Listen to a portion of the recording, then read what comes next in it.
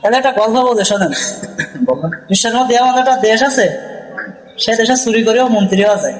দেশের নাম বলেন। না, দেশের নাম কব না। একটা দেশে একটা চোর মনে করেন যে একটা মেনুকে চাকনা চুরি করেছে, এমন আইন অনুযায়ী তার ফাঁসির রায় হয়েছে চুরির অপবাদে।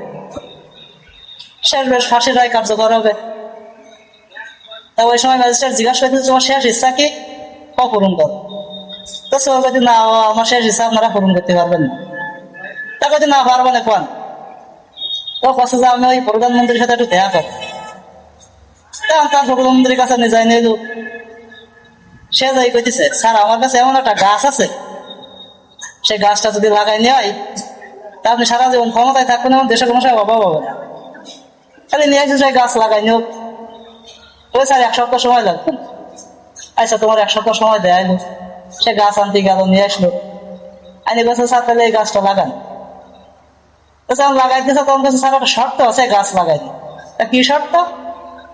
যে গাছটা এমন একজন ব্যক্তি লাগাবে যে কোনো সময় চুরি করেন। তা প্রধানমন্ত্রী এমপি কি করতেছে, তাহলে আপনাকে মধ্যে কে আছেন গাছটা লাগান। এই এমপিরা সবাই একে অপাত্রির টাকায় আর এ অপাত্রির টাকায় বসে রয়েছে। স্যার আমরা তো এই দায়িত্ব পালন করি, আমরা কেউ পারবো না, একটু নয় চাই হতেই পারে আমায়। এখন মন্ত্রী কি করছে, তাহলে আপনারা কেউ একজন লাগান।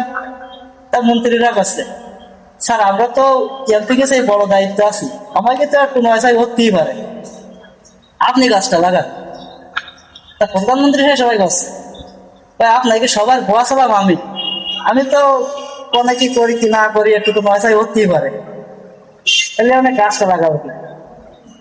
এর ভিতরে তো এক মন্ত্রী করছে, স্যার ফাঁসিটার দরকার না, আমাকে দলে নিয়ে নেন। কারণ ও যদি ফাঁসি দিয়ে এইভাবে যদি জানাজা নিয়েই যায়, তাহলে জানে না সবাই শুভ না করে ওরা আমাকে দলে নেন, তাহলে জানাজা নেবে না, ওরা আমাকে একটা মন্ত্রীর পদ দিতেন। তাহলে বুঝতে পেরেছেন তো, দেশে চুরি করেও মন্ত্রী হওয়া যায়।